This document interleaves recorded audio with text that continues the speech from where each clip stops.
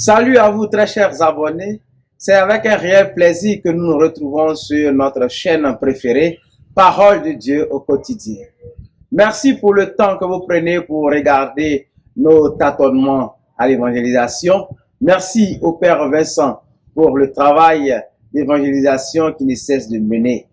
Souhaitons-lui bon anniversaire de sacerdoce.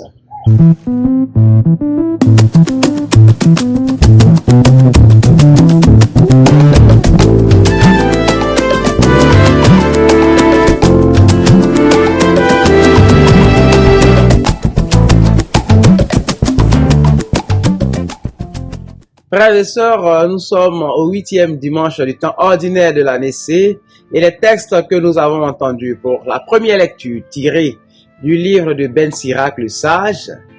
Le sage nous apprend que l'on reconnaît la valeur d'une personne par sa parole.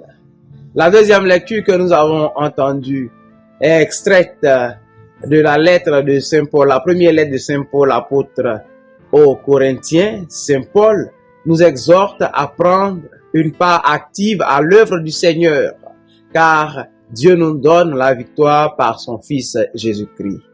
L'évangile que nous avons entendu, extrait de Saint Luc, le Seigneur, à travers plusieurs images telles que l'arbre et son fruit, l'œil malade, nous montre que la parole est le fruit du cœur. Encore une fois, nous nous posons la question de savoir que veut nous dire le Seigneur. Frères et sœurs, dans nos sociétés, la parole d'un homme lui donne de la valeur quand il met cette parole en pratique. Et c'est ce que nous voyons dans la première lecture. Cependant, la question que nous posons, c'est de savoir comment réussir cet exercice assez difficile.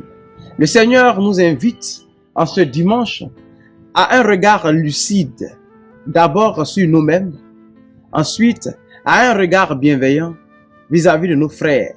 Le regard lucide sur nous permet de soigner notre cœur et développe en nous la force intérieure qui nous permet de prendre une part active à l'œuvre du Seigneur ressuscité.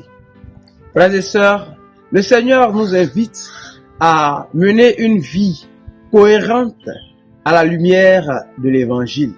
C'est ainsi que nous pourrons aider nos frères à progresser sur le chemin du salut.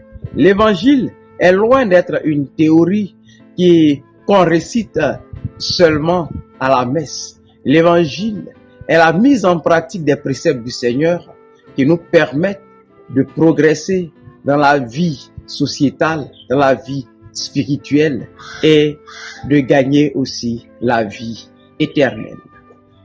Demandons au Seigneur de nous aider à être des personnes solides dans la communauté chrétienne, dans notre société civile, en nous engageant et en mettant en pratique les paroles du Seigneur.